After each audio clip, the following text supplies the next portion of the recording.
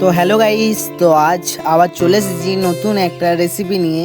তো আজ আমরা বানাচ্ছি চিকেন কষা।